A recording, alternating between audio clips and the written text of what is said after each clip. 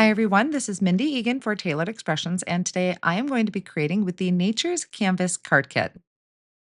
The products that I'm going to be using today is the Nature's Canvas Stamp Set, Timeless Greetings, and also their coordinating dies, plus the coordinating coloring stencil.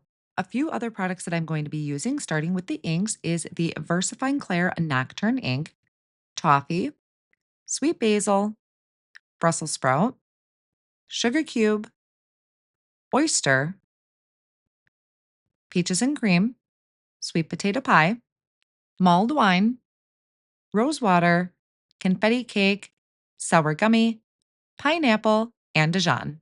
I also have my Don't Stress Just Press tool, some white embossing powder, white foil drops bits and pieces, my anti-static powder tool, bleed-proof white ink, a dropper bottle filled with water, my star trinket tray, some scotch tape, my reverse tweezers, some liquid glue.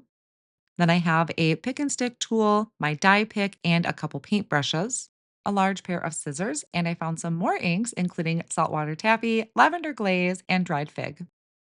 I also have my scotch removable tape, post-it tape, my scotch tape, some thin black foam squares, my Misty stamping tool, and cardstock I have sugar cube, sea salt, and black licorice. I also have Arches stacklets, shiplap background, and fine line script. For blending, I will be using my small blending brushes and my detail blending brushes. All right, so let's jump in. I'm going to start by taking a piece of sugar cube cardstock cut to 5.5 by 8.5, and I'm placing it in my Misty stamping tool. I'm picking out 3 of the main flower images, and I'm going to stamp them in toffee ink. When I'm doing any type of coloring with a stencil over the top of a stamped image, I like to start with a neutral color of ink first, like toffee ink. So I'm going to leave my stamps in place in the Misty tool. I'm placing removable tape on the back of my cardstock to secure it down to my work surface, and then I'm going to start ink blending. I'm lining up the first layer of the stencil for this flower, and I'm going to start ink blending with the saltwater taffy. Next, leaving that stencil in place, I'm going to come in with lavender glaze, starting more towards the center of the flower and blending my way out to the edges, being sure to leave a hint of that blue.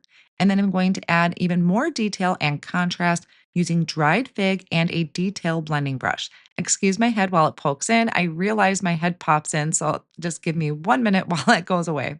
Now I can finally remove this first layer of the stencil, place the second one over the top, and I'm going to use the same colors in the exact same way using the saltwater taffy, lavender glaze, and adding that contrast with the dried fig right at the very edge. I can move on to the third layer of the stencil, and that is going to be adding the center and the leaves. So with the center piece, I'm going to start with pineapple ink, and I'm going to blend that in. I'm also going to add a little bit of that pineapple to the tips of the leaves.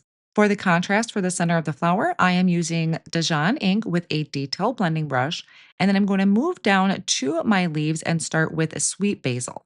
I'm starting more towards the stem and blending my way out, being sure to leave a little bit of that yellow highlight at the end. And then I'm going to come in with a Brussels sprout and a detail brush and really add that contrast to the base of the leaves.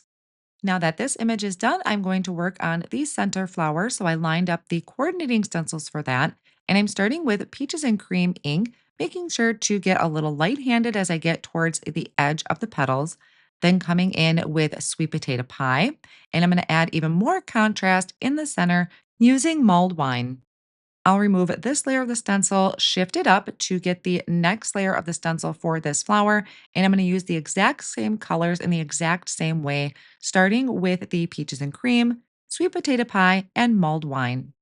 Then I can line up the center portion for this particular flower, again using these same colors I did in my previous flower, which is going to be pineapple, and then adding that contrast to one side of the center piece using Dijon ink. I'm going to move on to my leaves, adding a little bit of that pineapple ink, then coming in with the sweet basil and adding that final contrast color using the Brussels sprout. For my last flower, I am going to be starting with a light pink just on the outer edges. I'm starting with a rose water, again, just real light-handedly on the outer edge. I'm not starting from the center this time, just adding that highlight towards the edge. Then I'm going to come in with confetti cake, starting in the very center and blending my way out to the tips. And for the contrasting color, I'm going to bring in sour gummy to really add that depth and dimension. I will shift my stencil and I'm going to use the exact same colors and the exact same technique for the other petals on this flower and also the leaves. So I'm just going to show you the reveal, but by adding those three different colors in the flower, we are really creating some depth. I'm going to take my cardstock and place it back in my Misty tool just like I had it originally. And this time I'm going to stamp with the Nocturne VersaFine black ink, stamping that down to get a good impression using my Don't Stress, Just Press tool. And by stamping it once again, we are really going to make those colors pop. Now, before I remove my cardstock, I want to stamp a script stuntman over the top of it. This is the Fine Line Script background stamp. Make sure when you line this up, you have it going in the orientation that you want it. So I double checked my script. I'm inking it up with the Sugar Cube ink, but only kind of the bottom half of it because I need to clean it, shift it to get the other flower at the very end. So stamping it about 2 times to get that white to really stand out on some of those light areas. I shifted it. I'm going to cover my flower with a Post-it note and then stamp again with the Sugar Cube ink over the top of that last flower. That way I don't have any script that is askew or overlapping. I can then line up the coordinating dies and run these through my die cut machine. And I love how some of these areas kind of pop out to really help emphasize the stems. For the background of my card, I'm going to use the shiplap background. I'm going to be stamping this on sea salt cardstock. So I'm picking that stamp up with my Misty door. I'm going to put some repositionable tape on the back of my cardstock, line it up straight over the background, and then pick that up with the bottom of my Misty. Then I'm going to ink up that background using oyster ink, and I'll repeat if I feel necessary, if I want it to be darker. You also want to make sure to remove your black mat inside of your Misty when you are using red rubber stamps.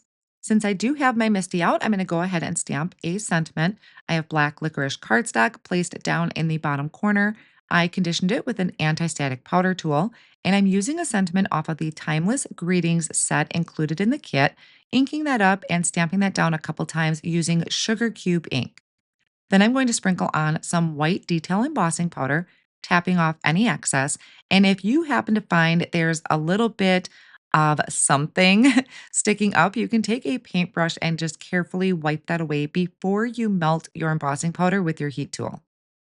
Then I'm going to just buff over that with a Swiffer cloth to remove any excess powder, line up the coordinating die and hold in place with my Scotch tape, and die cut the sentiment out.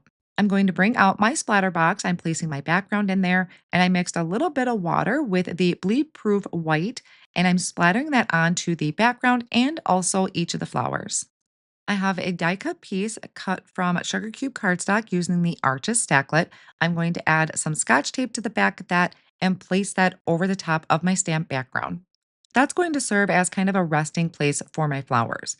I am going to just attach my flowers using the liquid glue. So I place them down about how I want them on the front of the card and then start placing them down using that liquid glue. You could also use a foam tape, but I really liked the flat look of this on this particular card sign. So I really like how these are kind of cascading in from the side and going down towards the bottom. And then I'm going to tuck my sentiment up into the top corner that I did add some thin black foam squares to the back of. I can flip that over, trim off any of the excess, and I had gone ahead and added this to a side folding card base.